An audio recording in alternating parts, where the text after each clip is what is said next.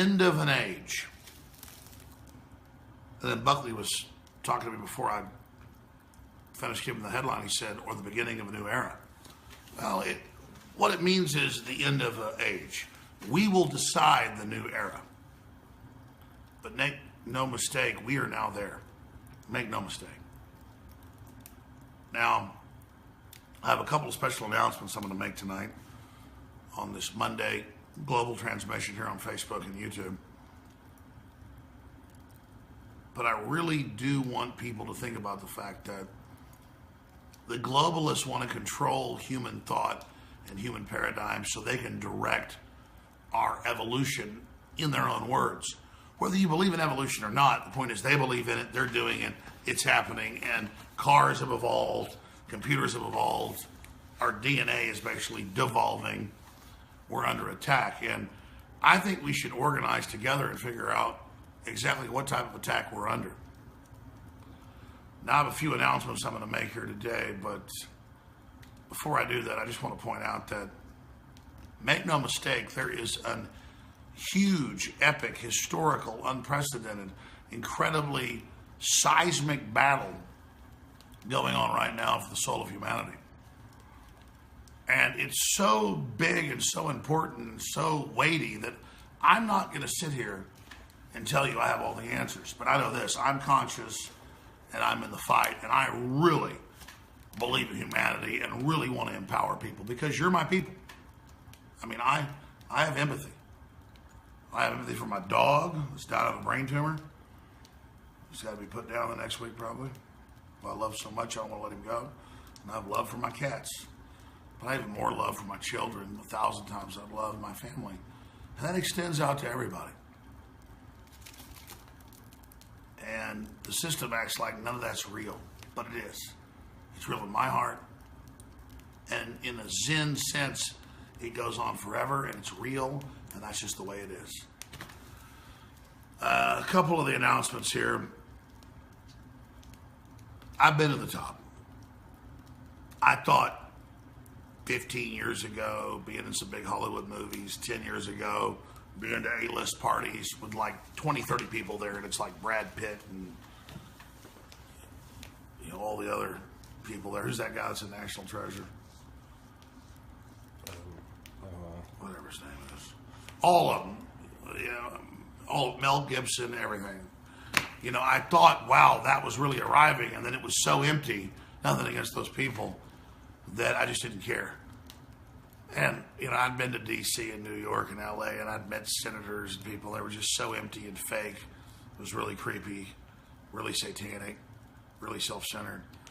And I thought there was nothing really left to scale. I'd been offered $1 million, $3 million, then $10 million. Sounds like a lot, it's not. To sell out. Hell, we bring in way more than that every year now just to fund the operation. 60, 70 million to fund it. Sounds like a lot of money. It's not. It's just money. But I spend it on crew and people and getting the word out. Not a helicopter, not a private jet, not a big mansion.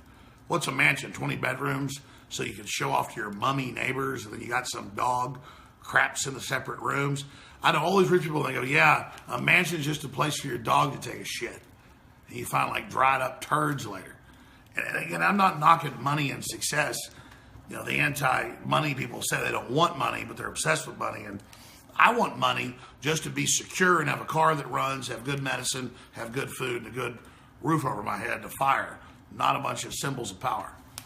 But the reason I digress into that is people really feel inadequate. They really feel like they're not empowered because they're not in Hollywood, they're not in movies, they're not in a TV ad, they're not in a modeling magazine. And I'm just here to tell you, everybody that's involved in that, and I know most of you know this, but for people that don't, that's who we're talking to. For the prodigal son, he comes back after a decade of all this evil, and the father takes him back and has a party, and the other son says, I was a good son. Why the hell do you care about him? And the father says, how much do you think I love you? But the bad son gets all this. It's taken for granted that you're good. But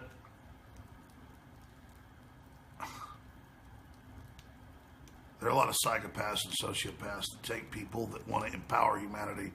They take our will for weakness, but our kindness is not weakness. It's the fact that we've transcended them and are part of something bigger. So all I'm telling you is Wall Street, Madison Avenue, the PR people, they wrote books about it. Bernays wrote the book Propaganda in the 1930s, admitting how they did this to everybody and how they broke up our families, how they made us fight with each other, and how they made us feel pathetic. And you should feel pathetic when you're doing something wrong, but not feel pathetic when you have the birthright of such an incredible species. And so, I don't want to hire more reporters. I don't want to manage them. I don't get off on stuff like that. I don't want to start other websites. I don't want to have to raise money to pay payrolls. But I'm going to do it because everything we've done has been victorious. And we have a responsibility to open a Washington, D.C. bureau and a London bureau. And we have a responsibility in the capitals of this world to be cities on the hill broadcasting the truth. So here's one of the big announcements. He's making it in about an hour on Coast to Coast AM. So I can say it now. Dr. Jerome Corsi, that is big in banking, finance, Harvard degrees, worked with Donald Trump quite a bit in the last 40 years, best-selling author, 4 times #1 New York Times bestseller, big journalist, fought NAFTA, fought GATT, fought TPP. He's one of the main reasons we're beating TPP and Trump pulled out of it. He's going to join us as our Washington, D.C. bureau chief starting tomorrow. He's moving from New York to D.C., where he hasn't been in decades, with his wife and family. And he's going to head up a program with journalists and TV people and a crew we're going to form with our reporters and others that are yet to be announced there. And we've got that going on. I'm going to be next Wednesday in 2 days on Joe Rogan's Experience that reaches 20 million people a week or more. I'm going to be on that. That's another announcement. But the really big announcement overall is just that I have a responsibility to fight this as hard as I can and to believe in you. And I do believe in you. And I'm ready to die for you. Because listen, this isn't a world worth living in if people aren't willing to die for their fellow humans. And I'm ready to die. There's a real civil war they're starting. They're trying to push blowing up the White House or assassinating Trump because he's willing to fight for us.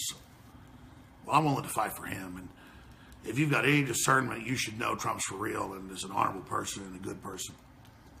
So you've got my commitment, and President Trump has my commitment to be strong.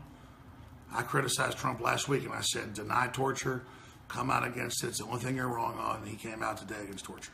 Not saying it's because of me. The point is that the British Prime Minister and others criticize him, but his heart's real, and anybody that's awake knows that. So I don't think he's some messianic savior, just that the enemies of humanity are enemies of Trump because they know he wants to deliver. For whatever reason that is, he's for real. So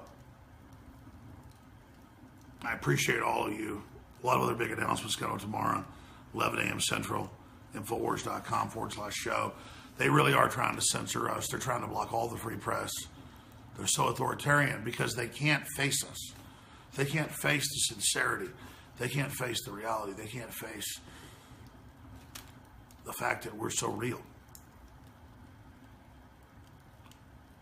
I want to beat this thing peacefully. I don't have any delusions or dreams about violence, but I do want the people promoting violence and civil war to understand something. You've all been real public, and you've taken our kindness for weakness. You've taken our restraint for weakness, and I really don't want to see you hurt.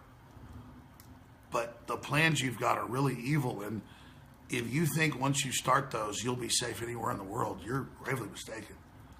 So the spirit that I represent doesn't want to hurt you, but it's a real spirit of grace, and it's a spirit of comfort for good people. And if it has to remove people like you, it will. So you've been warned. This is one final warning.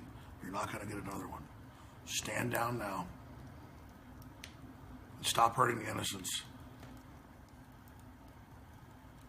or you've opened the door to what's happened to people in the past that have done things like you.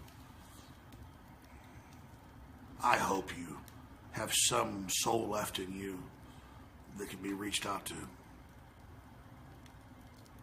some people are committed to evil and committed to the energy they serve. I understand that. But I'm speaking to those that still have choice, even if it's tenuous. A preacher recently told me in D.C., if you can't run towards God, walk towards God. If you can't walk towards God, crawl towards God. If you can't even walk or crawl, look towards God. I don't mean the God you don't find in those churches, but the real God that's in your heart. So look towards God.